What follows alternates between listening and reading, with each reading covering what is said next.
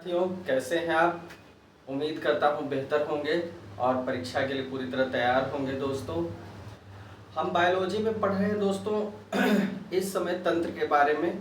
और उत्सर्जन तंत्र भी कंप्लीट हो गया था, तंत्रिका तंत्र भी हमने देख लिया, पाचन तंत्र देख लिया, अध्यावरणीय तंत्र देख लिया। दोस्तों, अब हमको जो एक बहुत ही महत्वपूर्ण तंत्र बायोलॉजी में पढ़ना है, जो कि बहुत ही महत्वपूर्ण है और कहीं न कहीं परीक्षा में जो है यहाँ से प्रश्न भी हमेशा पूछा जाता है। जब भी बायोलॉजी में प्रश्न होता है तो कई बार यहाँ से पूछा जाता है। तो आप बिल्कुल इस जो है तंत्र को बहुत ध्यान से पढ़िएगा, बहुत मेहनत से जो है चीज़ों को याद करिएगा और नोट्स बना लीजिएगा तो आपका काम हो जाएगा। दोस्तों, मैं नोट्स फॉर्मेट में आपको पढ़ाऊँगा और आप दोस्तों जो है अच्छे से इसको मेमोराइज कर लीजिए, स्क्रीनशॉट ले लीजिए, नोट्स बना लीजिए। तो आज का जो बहुत महत्वपूर्ण तंत्र है दोस्तों, वो तंत्र कौन सा है? वो है रुधिर परिसंचरण तंत्र। रुधिर परिसंचरण तंत्र। रुधिर परिसंचरण तंत्र हमको पढ़ना है, ठीक है। अब रुधिर परिसंचरण तंत्र है क्या दोस्तों? ये क्या है? ये तंत्र क्या काम करता है? तो देखिए, मनुष्य में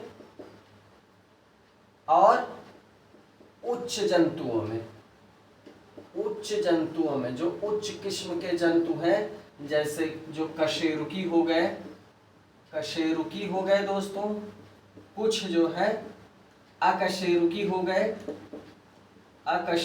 गए, मतलब कुछ कशेरुकी और सारे कशेरुकी और कुछ कशेरुकी, ठीक है। और मनुष्य तो है ही। इन सब जीवों में दोस्तों पदार्थों के परिवहन के लिए एक तंत्र पाया जाता है।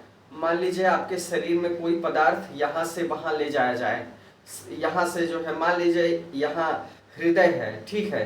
हृदय क्या करता है? पंप करता है, रुधिर परिसंचरण तंत्र का मुख्य भाग है। अब हृदय का काम क्या है दोस्तों? रुधिर को पंप करना और रुधिर के माध्यम से किसी भी पदार्थ का अगर परिवहन हो रहा है तो पैर तक पहुंचाना, सिर तक पहुंचाना, मस्तिष्क तक पहुंचाना या हाथों तक पहुंचाना, जहां भी उंगलियों तक भी अगर कोई पदार्थ पहुंच रहा है तो वो रुधिर परिसंचरण तंत्र की वजह से ही पहुंच रहा है, क्योंकि वही एक परिवहन का सबसे अच्छा माध्यम है जिसके द्वारा पदार्थों का परिवहन होता है। तो कहने का मतलब हम कह सकते हैं कि मनुष्य और उच्च जंतुओं में, जिसमें सारे कशेरुकी होते हैं दोस्तों और कुछ होते हैं अकशेरुकी, इनमें क्या होता है? इनमें जो है महत्वपूर्ण पदार्थों, जो भी शरीर के भीतर पदार्थों के परिवहन के लिए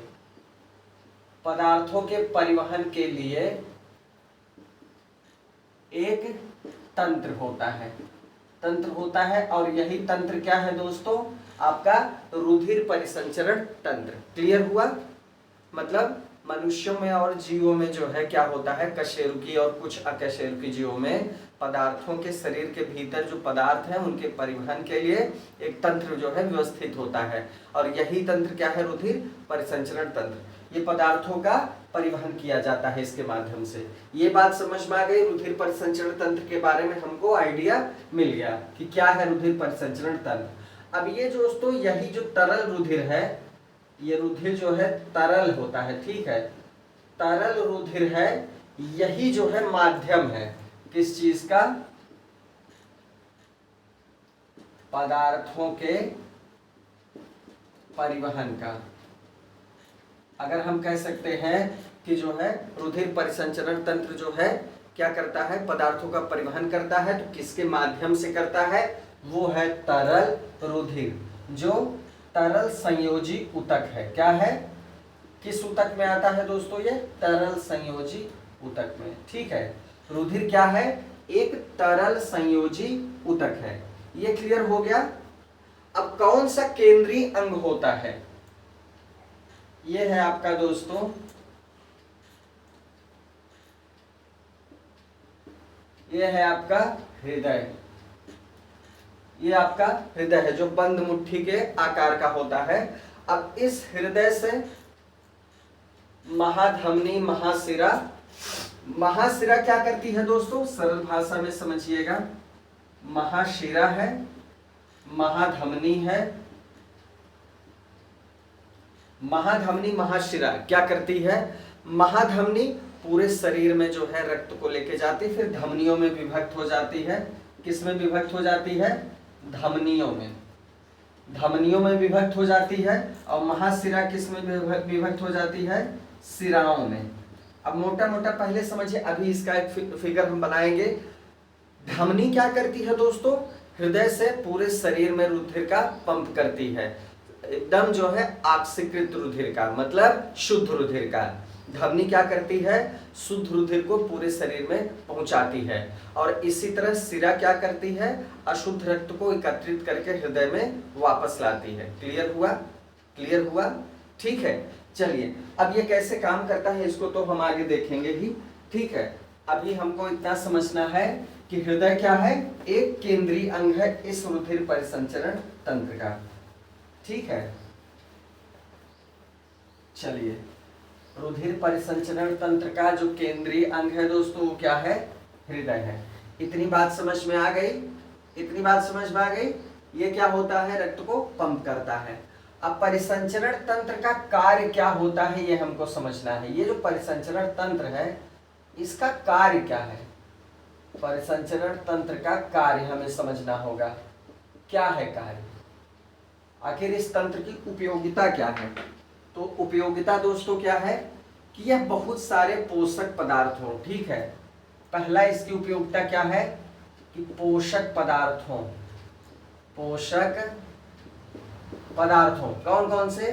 ग्लूकोज है, ग्लूकोज है दोस्तों, विटामिन है, क्या है?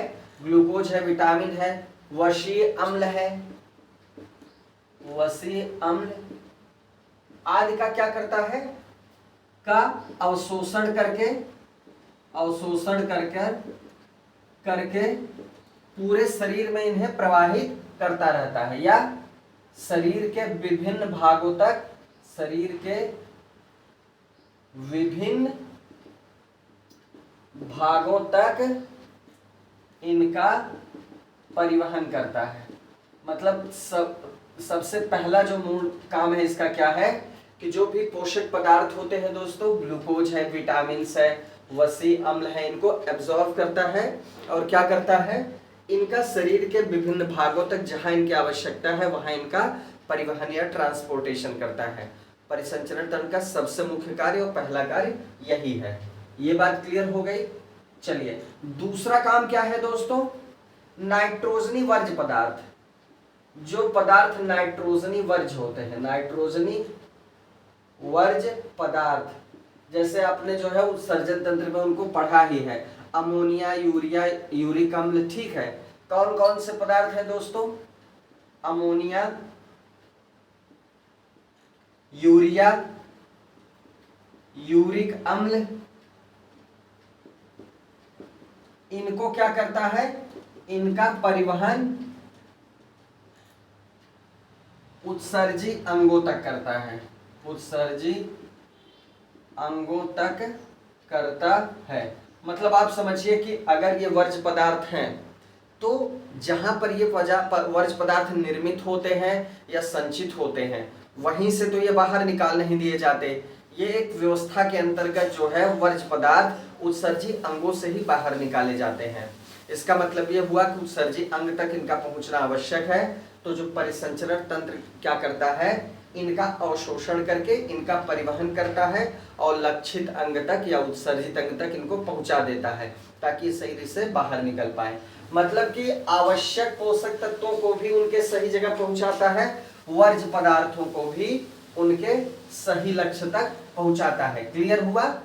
हार्मोन्स का क्या करता है दोस्तों? ये हार्मोन्स का भी जो है परिवहन करता है। तो हार्मोन्स को अंतःस्रावी, जो अंतःस्रावी ग्रंथियां होती हैं वो दोस्तों क्या क्या करती हैं? हार्मोन्स का सिक्रेशन करती हैं। तो कह रहा है कि क्या कह रहा है यहाँ पर? ये परिसंचरण तंत्र क्या कह रहा है? क्या करता है? हार्मोन्स को कहां तक पहुंचाता है? अंतःस्रावी ग्रंथियों से लक्षित अंगों तक, जहां तक इनका पहुंचना आवश्यक है। लक्षित अंगों तक परिवहन, मतलब अंतःस्रावी ग्रंथियों द्वारा स्रावित होने वाले हार्मोन्स को भी ये क्या करता है, लक्षित अंगों तक पहुंचाता है। यही परिसंचरण तंत्र, बहुत महत्वपूर्ण काम है इसका, देख लीजिए दोस्तों। ठीक है, क्लियर हुआ। और क्या करता है, फेफड़े से शरीर की कोशिकाओं तक, देखिए फेफड़े से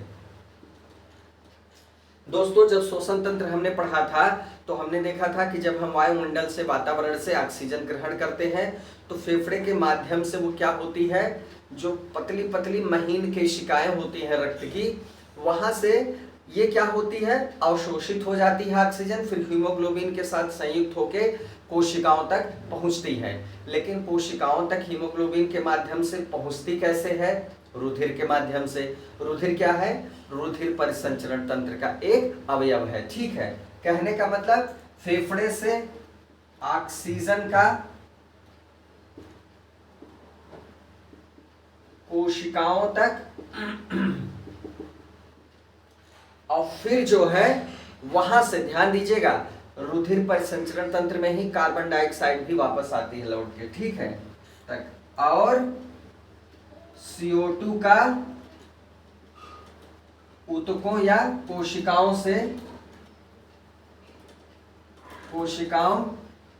से वापस फेफड़े में आना। देखिए हीमोग्लोबिन केवल 10% जो है CO2 को वापस लाता है, बाकी रुधिर प्लाज्मा में वो जो है घुल के बाइकार्बोनेट के रूप में जो है CO2 वापस आती है। तो कहने का मतलब यह है कि इसका परिवहन कुछ भी है रुधिर परिसंचरण तंत्र ही करता है, CO2 का भी। तो ये जो है गैसीय परिवहन के लिए भी कौन जिम्मेदार होता है, रुधिर परिसंचरण तंत्र जिम्मेदार होता है। हार्मोन्स के परिवहन के लिए कौन जिम्मेदार होता है, रुधिर परिसंचरण तंत्र। उत्सर्जित पदार्थों के लिए या पोषक पदार्थों के लिए, इनके परिवहन के लिए कौन जिम्मेदार होता है, रुधिर परिसंचरण तंत्र। क्लियर हुआ, इससे आपको पूरा आइडिया मिल गया कि रुधिर परिसंचरण तंत्र क्या कार्य करता है और इसका क्या महत्व है। ठीक है, चलिए ये कार्य हमने देख लिया, हमने कार्य को समझ लिया कि किस तरह रुधिर परिसंचरण तंत्र कार्य करता है और इसका किस लिए महत्व है। चलिए दोस्तों, आगे जो हमको देखना है, आगे हमको इसका सबसे प्रमुख और केंद्रीय अंग देखना है, जो कि है हमारा हृदय, जो कि क्या है, हृदय या हार्ट। अब मान लीजिए इसका हम फिगर बनाते हैं, ठीक है।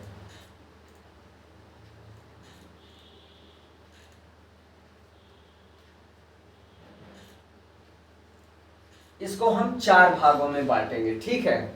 ये है हृदय, आउटलाइन देखिए, हम 4 भागों में इसको बांटेंगे दोस्तों। अब इसमें हमको समझना है, ठीक है, अगर हम ऐसे खड़े होते हैं तो ये हमारा दाहिना हिस्सा है और ये हमारा बायां हिस्सा है। तो सबसे पहले आप ये समझ लीजिए, ये दायां हिस्सा है, तो दायां निलय होगा। देखिए ये जो चौड़ा भाग है दोस्तों, 4 वेश में बटा है। ये जो ऊपर के दोनों चौड़े भाग हैं, ये क्या है, ये कहलाएंगे अलिंद। क्या कहलाएंगे, अलिंद। और ये जो दोनों भाग है दोस्तों, ये दोनों भाग हैं, ये क्या कहलाएंगे, निलय। दोनों ऊपर के भाग क्या कहलाएंगे, अलिंद, और दोनों नीचे के भाग निलय कहलाएंगे। अब क्लियर है कि ये वाला जो है दायां निलय है और ये क्या है, बायां निलय, बायां निलय। ये बात समझ में आ रही, क्लियर दोस्तों। अब ये जो है बायां अलिंद है और ये क्या है, दायां अलिंद। चलिए यहां तक आपको समझ में आ गया दोस्तों। ये हिस्सा दाहिना है, ये हिस्सा बायां है। अब इसमें ऊपर अलिंद है, नीचे निलय है, ऊपर अलिंद है, नीचे निलय है। इतना आप पहले समझ लीजिए, इतनी बात समझ में आई। अब इसी के साथ एक चीज और समझ लीजिए, दाहिनी तरफ अशुद्ध रक्त होता है दोस्तों, हमेशा याद रखिएगा, याद करने वाली चीज है, भूलना नहीं चाहिए। दाहिनी तरफ क्या होता है, अशुद्ध रक्त होता है। या अनाक्सीकृत जो है रक्त होता है, जो ऑक्सीजन से युक्त नहीं होता। और इधर कौन सा रक्त होता है? इधर जो है शुद्ध रक्त होता है। इधर क्या होता है? बाईं तरफ क्या होता है? शुद्ध रक्त। चाहे निलय में चाहे अलिंद में, दोनों में शुद्ध होगा और यहां भी वही स्थिति होगी। इतनी बात समझ में आई। अब देखिए आपको समझना है ये किस तरह काम करता है। पहले हम इसमें कुछ पॉइंट्स आपको बताते हैं। ये क्या है? एक मोटा सा पेशी अंग है। क्या है? पेशी। और काम क्या करता है? शरीर में रुधिर को पंप या प्रवाहित करता है। ये क्या है? एक तरह से पंप का काम करता है। ये जब संकुचित होता है तो क्या करता है? रक्त को पूरे शरीर में, शुद्ध रक्त को पूरे शरीर में पंप करता है।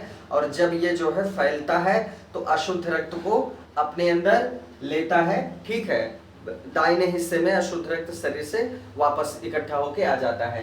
तो चलिए ये बात आपको समझ में आई कि किस तरह काम करता है। ठीक है, चलिए आगे एक एक करके देखेंगे दोस्तों, एक एक करके हम देखेंगे। अब इसमें दूसरी चीज क्या है? रुधिर नलिकाएं। रुधिर नलिकाएं एक एक करके पहले समझ लें कि क्या क्या चीजें हैं। सबसे पहले हृदय है पहला, दूसरा है रुधिर नलिकाएं, जिनको हम क्या कहते हैं? Blood vessels. क्या कहेंगे दोस्तों? ब्लड वेसल्स, मतलब रुधिर नलिकाएं। ये नलिकाएं दोस्तों 3 प्रकार की होती हैं। रुधिर नलिकाएं 3 प्रकार की होती हैं। सबसे पहली होती है दोस्तों धमनियां। क्या होती हैं? धमनियां। इनको हम क्या कहते हैं? आर्टरीज। आर्टरीज। ठीक है, पहली क्या होती है? धमनियां। दूसरी क्या होंगी दोस्तों? दूसरी होंगी शिराएं। दूसरी क्या होंगी? शिराएं, जिनको वेन्स कहते हैं। वेन्स कहते हैं। और जो तीसरी नलिकाएं होंगी क्या होंगी? Blood capillaries. ठीक है, ये क्या होंगी? रुधिर वाहिकाएं। रुधिर वाहिनियां या रुधिर वाहिकाएं। रुधिर वाहिनियां या इसको कहेंगे blood capillaries. Blood capillaries. Clear हुआ? तो ये 3 किस्म की वाहिनियां होती है। देखिए हमने सबसे पहले हार्ट को देखा, इसकी एक आउटलाइन देखी हमने दोस्तों। हृदय को हम डिटेल में आगे भी देखेंगे, जो आवश्यक चीजें होंगी। अशुद्ध होता है। अशुद्ध होता है किसमें? दाएं में। बाएं में शुद्ध होता है। दोनों ऊपर का भाग अलिंद होता है, दोनों नीचे का भाग निलय होता है। ये 4 वेश्मों में बटा होता है। मुट्ठी के बंद मुट्ठी के आकार का होता है, पेशी होता है और मोटा होता है। अभी हम आगे उसको और डिटेल में देखेंगे। दूसरा जो रुधिर परिसंचरण तंत्र का अंग है वो क्या है? रुधिर नलिकाएं या ब्लड वेसल्स। ब्लड वेसल्स 3 तरह की होती हैं दोस्तों। एक होती है धमनियां या आर्टरीज, दूसरी होती है शिराएं या वेन्स, और तीसरी होती है रुधिर वाहिनियां या इनको क्या कहेंगे? Blood capillaries. क्लियर हुआ? ये पतली महीन होती हैं, सबसे ज्यादा महीन होती है। तो ये चीज हमने देख ली। ठीक है, अब आगे हमको क्या देखना है? आगे हमको क्या देखना है दोस्तों? आगे हमको पढ़ना है यार इसके बारे में, धमनियों के बारे में। शुरू करते हैं, धमनियों के बारे में शुरू करते हैं। ठीक है, चलिए रुधिर नलिकाओं में हम देखेंगे पहले धमनियों के बारे में। धमनियां। धमनियां पढ़ते हैं दोस्तों, जिनको हम क्या कहते हैं? आर्टरीज। आर्टरीज। आर्टरीज को कहते हैं धमनियां। अब ये धमनियां क्या है दोस्तों? धमनियां क्या है? धमनियों में देखिए क्या है कि ये मोटी होती हैं। क्या होती हैं? मोटी होती हैं अपेक्षाकृत। अभी जब हम सिरा पढ़ेंगे तब हम देखेंगे कि वो उतनी मोटी नहीं होती, पतली होती हैं। तो धमनियां क्या होती दोस्तों? मोटी होती हैं। मोटी होती है, पेशी होती है, मतलब मसल्स होती हैं, इसमें पेशी होती हैं, ठीक है। और तीसरी चीज क्या है दोस्तों, लचीली जो है इनकी दीवार होती है, लचीली भित्ति होती है, लचीली भित्ति युक्त, मतलब इनकी जो दीवार होती है वो थोड़ा सा फ्लेक्सिबल होती है या लचीली होती है। बात क्लियर हो गई, ठीक है। अब ये करती क्या है दोस्तों, ये रुधिर को जो है, रुधिर को हृदय से शरीर के विभिन्न अंगों में पहुंचाती है। ये क्या है, धमनियां। अगर हम यहाँ हृदय को मान लें, अगर हम यहाँ हृदय को मान लें तो धमनियों का काम है कि हृदय से पूरे शरीर में रक्त का परिवहन करना, ठीक है। पूरे शरीर में रक्त को ये पहुंचाती है और शुद्ध रक्त पहुंचाती है।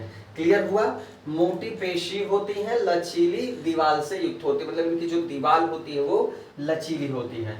और क्या, ये शरीर की गहराई में स्थित होती है, शरीर की गहराई में स्थित होती है। दोस्तों जैसे आपने देखा होगा दोस्तों कि ये जो है ऊपर आपको नसें दिखाई पड़ती हैं, जो नसें ऊपर आपको दिखाई पड़ती हैं धमनियां नहीं होती, इसलिए क्योंकि ये थोड़ा सा गहराई में स्थित होती हैं। ये सिराएं होती हैं जो आपको दिखती हैं ऊपर उभरी हुई, तो ये क्या होती हैं, गहराई पर। यही कहा जा रहा है कि ये कहाँ होती हैं, शरीर में गहराई पर स्थित होती हैं।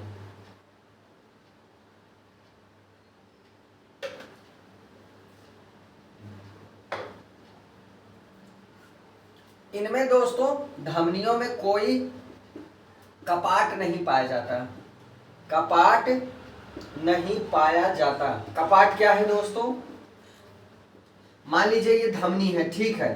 कपाट का मतलब होता है कि जैसे मान लीजिए इस तरह जो है वाल्व जो है ऐसे बन गया, कपाट बन गया। अब इधर से ब्लड ऐसे जा रहा है लेकिन इधर से ब्लड वापस ना आ पाए, ऐसी व्यवस्था कपाट कहलाती है। कपाट का मतलब जब एक फ्लो बने तो उधर तो ब्लड चला जाए दबाव से लेकिन वापस रिवर्स ना हो पाए, तो लेकिन धमनी में ऐसा कोई कपाट नहीं होता। शिरा में ये कपाट पाया जाता है, अभी हम आगे देखेंगे, ठीक है। चलिए और चीजें देख लेते हैं। धमनी के साथ और क्या क्या चीजें होती हैं, इसमें क्या होता है, शुद्ध रक्त प्रवाहित होता है, ठीक है। क्या प्रवाहित होता है दोस्तों, शुद्ध रक्त प्रवाहित होता है। केवल एक धमनी ऐसी है जिसमें अशुद्ध रक्त प्रवाहित होता है, अपवाद है दोस्तों, फुफ्फुस धमनी। फुफ्फुस धमनी दोस्तों याद करने के लिए आप समझ लीजिए, धमनी शब्द जैसे ही दिमाग में आए तो मान के चलिए कि शुद्धता की बात है, शुद्ध रक्त की बात है, और जब शिरा की बात आए तो अशुद्ध रक्त की बात है। केवल एक अपवाद है फुफ्फुस के साथ। अगर हम फुफ्फुस सिरा कहेंगे, इसको भी हम आगे देखेंगे। फुफ्फुस धमनी, तो धमनी है तो शुद्ध होना चाहिए था, लेकिन यहां अपवाद है इसलिए अशुद्ध है, ठीक है। और यहां फुफ्फुस सिरा है तो शुद्ध होना चाहिए था, तो यहां शुद्ध रक्त होता है। ध्यान दीजिएगा, मतलब धमनी में शुद्ध होना चाहिए लेकिन फुफ्फुस धमनी में क्या होता है, अशुद्ध रक्त होता है। चलिए ये हम देखेंगे ऐसा क्यों होता है, आगे चल के देखेंगे, ठीक है। दरअसल इसलिए होता है दोस्तों कि हृदय से जब भी रुधिर जो है कहीं जा रहा है, ठीक है, कहीं शरीर के किसी भाग में जा रहा है तो वो धमनी कहलाता है। धमनी को अगर आपको याद करना हो तो धमनी क्या है कि हृदय से रक्त को लेके जा रही। अब चूंकि इसका काम थोड़ा अलग हो जाता है, ये क्या करती है, अशुद्ध रक्त को एक बार फेफड़े में ले जाती है साफ करने के लिए, ऑक्सीजन से संयुक्त करने के लिए लेके जाती है। तो चूंकि फेफड़े में लेके जा रही है, शरीर के किसी भाग में लेके जा रही है इसलिए धमनी हो गई, और फेफड़े में लेके जा रही है तो फुफ्फुस धमनी हो गई। लेकिन फेफड़े में किस लिए लेके जा रही है, शुद्ध करने के लिए लेके जा रही है, तो अशुद्ध होगा तभी तो शुद्ध करने के लिए लेके जाएगी, इसीलिए यहाँ थोड़ा सा उल्टा हो जाता है। बाकी शरीर के किसी भाग में अगर रक्त की सप्लाई कोई नली कर रही है तो वो धमनी होगी, और शरीर के सारे समस्त भागों से हृदय की तरफ जो रक्त जो है वापस आ रहा है वो रक्त हमेशा अशुद्ध होगा और लेके आया जाएगा वो किसके द्वारा, वो लेके आया जाएगा शिरा के द्वारा। अब यही देखिए फुफ्फुस से जो है, जब फुफ्फुस शिरा अशुद्ध रक्त लेके सारे शरीर से, शिरा तो अशुद्ध रक्त लेके आ रही है, लेकिन फुफ्फुस से जब हृदय में लेके आएगी तो अशुद्ध रक्त थोड़ी लेके आएगी, वो तो जो शुद्ध हुआ है फुफ्फुस में वही रक्त लेके आएगी। लेकिन लेके आ रही इसलिए शिरा हो गई, फुफ्फुस से लेके आ रही इसलिए फुफ्फुस शिरा हो गई, और शुद्ध करके लेके आ रही इसलिए उसमें क्या होगा, शुद्ध रक्त होगा। अगर बात समझ गए तो कभी नहीं भूलेगा, ठीक है। तो ये बात क्लियर हो गई, ये दोनों अपवाद हैं। फुफ्फुस धमनी अशुद्ध रक्त का परिवहन करती है, फुफ्फुस रक्त शुद्ध रक्त का। बाकी धमनी शब्द से शुद्ध रक्त समझ लीजिए, शिरा शब्द से अशुद्ध रक्त समझ लीजिए। चलिए आगे बढ़ते हैं दोस्तों। इतना चीज क्लियर हो गया, इतना चीज क्लियर हो गया होगा। आगे देखते हैं दोस्तों, धमनी में क्या होता है, धमनी में रुधिर जो होता है अत्यधिक दाब, अधिक दाब और गति से बहता है। मतलब धमनी में दाब भी अधिक होता है, गति भी अधिक होती है। क्लियर हो गया, ठीक है। इसकी गुहा, जो गुहा होती है वो क्या होती है, वो क्या होती है, छोटी होती है। दीवारें जो होती हैं, भित्तियां क्या होती हैं, न पिचकने वाली, न पिचकने वाली। इसकी भित्तियां क्या होती है, न पिचकने वाली होती, गुहा क्या होती है, छोटी होती है। क्लियर हो गया। चलिए अब दोस्तों एक चीज ये जान लीजिए कि जब भी कोई जीव मृत हो जाता है तो धमनियां क्या होती है, खाली हो जाती हैं। जब भी कोई जीव मर जाता है तो धमनियां पूरी तरह से खाली हो जाते हैं, उसमें रुधिर नहीं रहता, ठीक है। जबकि शिरा में रुधिर रहता है, हम इसको आगे देखेंगे, ठीक है। धमनियां क्या करती हैं, रुधिर को बांटती हैं। चलिए धमनी क्लियर हो गया दोस्तों आपको। अब शिरा देख लेते हैं।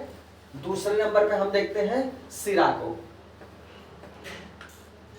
दूसरे नंबर पे जो नलिका है वो क्या है, शिरा, जिसको हम क्या कहते हैं, वेन्स। क्लियर हुआ।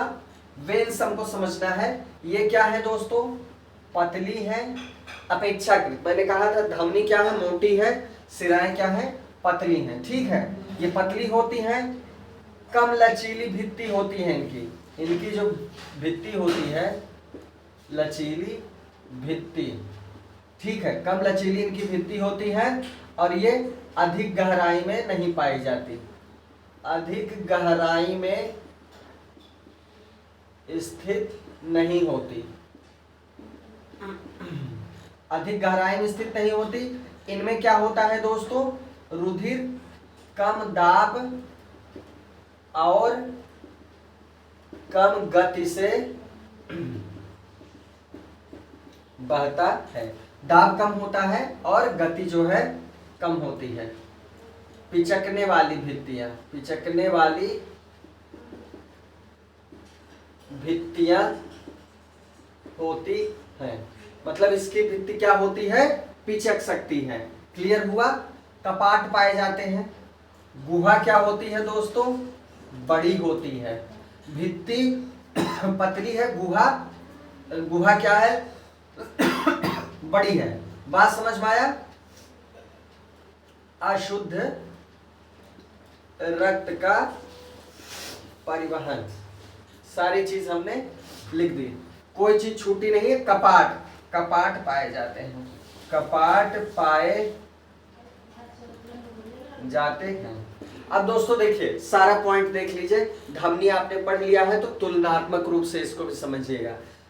धमनी की दीवारें मोटी होती हैं, शिराओं की दीवारें पतली होती है। ऐसा इसलिए होता है दोस्तों कि हृदय जब रुधिर पूरे शरीर में पंप करता है तो पंप करते हुए जोर ज्यादा लगता है।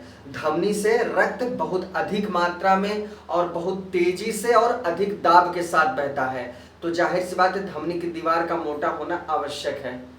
पिचकना इसलिए नहीं आवश्यक है, वहां पर जो है क्या होती है, इसकी भित्ति पिचकने वाली नहीं होती, क्योंकि पिचकने वाली होगी तो क्या होगा, अगर भित्ति पिचक जाएगी दोस्तों, शुद्ध रक्त जो है कोशिकाओं तक पहुंचेगा नहीं तो हो जाएगी समस्या, लकवा मार जाएगा या वो कोशिका काम करना बंद कर देगी, पिचकेगी नहीं।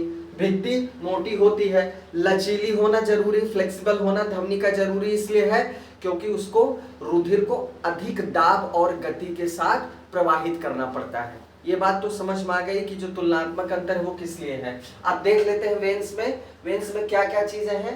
इसकी जो है जो दीवार होती है या भित्ति होती है अपेक्षाकृत पतली होती है, कम लचीली होती है, मतलब बहुत फ्लेक्सिबिलिटी की जरूरत नहीं है।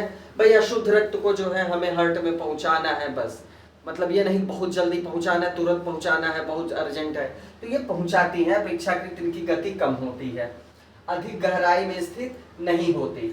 मतलब अधिक गहराई में इसलिए धमनियां स्थित होती है कि उनको बहुत सारे भागों में रुधिर को जो है पहुंचाना होता है। कम दाब होता है, कम गति से बहती है, ठीक है। मतलब अपेक्षाकृत धमनियों की तुलना में इनकी जो गति होती है वो भी कम होती है और दाब भी कम होता है। इनकी भित्तियां पिचक सकती हैं, पिचकने वाली होती हैं, इसका मतलब नहीं पिचकी रहती है, इसका मतलब ये हुआ कि वो पिचकने वाली होती, पिचक भी सकती हैं। गुहा इनकी बड़ी होती है, गुहा इनकी क्या होती है, बड़ी होती है, ताकि ढेर सारा रक्त आराम से जो है लेके वापस आ जाए, अगर कम गति हो तब भी। ये दोस्तों अशुद्ध रक्त का परिवहन करती हैं, लेकिन फुफ्फुस सिरा जो है अपवाद है जो शुद्ध रक्त का परिवहन करती है, ठीक है। इसमें कपाट पाए जाते हैं, मतलब मान लीजिए ऐसे जो है रुधिर जा रहा है हृदय की तरफ, तो कपाट इसलिए पाए जाते हैं कि अगर मान लीजिए चलिए ऐसे कपाट है तो इधर तो रुधिर फ्लो कर गया, लेकिन जब इधर लौटने लगेगा तो ये कपाट क्या हो जाएगा दोस्तों, बंद हो जाएगा। मतलब ये कपाट इसलिए पाया जाता है ताकि जो है रिवर्स ना हो पाए। पता चला रिवर्स ही होता रहा तो अशुद्ध रक्त जो है उन अंगों में संचित ही हो जाएगा, फिर हार्ट तक पहुंच के फिर फेफड़े तक जाके शुद्ध कैसे होगा, इसलिए यहाँ पर कपाट पाए जाते हैं। तो हमने जो है सिराओं को भी अच्छे से दोस्तों समझ लिया, ठीक है। मुझे पूरी उम्मीद है कि सिरा भी आपको अच्छे से समझ में आ गई, ठीक है। चलिए अब इसी के साथ दोस्तों रुधिर वाहिनियों को भी देख लेते हैं। जो तीसरी थी वो क्या थी, रुधिर वाहिनियां, रुधिर वाहिनियां जिनको हम क्या कहेंगे, ब्लड कैपिलरीज। ब्लड कैपिलरीज मतलब होता है रुधिर वाहिनियां। अब रुधिर वाहिनियां क्या है दोस्तों, ये सबसे पतली नलिकाएं हैं, सबसे पतली नलिकाएं हैं रुधिर वाहिनियां। अब ये क्या करती हैं, धमनियों को सिराओं से जोड़ती हैं,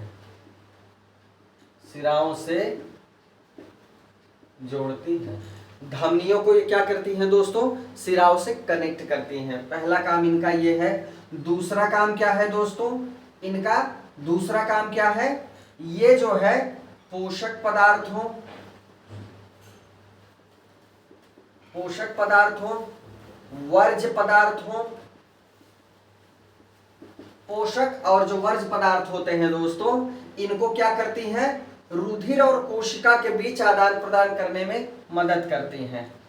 रुधिर और कोशिका, अब ये मान के चलिए कि ये एकदम महीन आकार की होती हैं, तो ये क्या करती हैं, मान लीजिए ये कोशिका है दोस्तों, तो ये क्या करती हैं, ब्लड कैपिलरीज बहुत महीन जो है एकदम धागे के समान होती हैं, तो इनकी दीवार परासरण क्रिया से क्या करती है, दीवार से रिस के जो है जो भी पोषक पदार्थ हो चाहे वर्ज्य पदार्थ हो वो कोशिका में चले जाते हैं, या कोशिका से कोई पदार्थ का आवागमन हो तो वो भी परासरित होके जो है इन ब्लड कैपिलरीज में चले जाते हैं, या रुधिर नलिकाओं में, रुधिर वाहिनियों में चले जाते हैं। इनका पतला होना या इनकी भित्ति का बहुत ही जो है क्या होना, ट्रांसपेरेंट होना, एक तरह से कह सकते हैं कि जो है आदान प्रदान के लिए काफी सुलभ होना।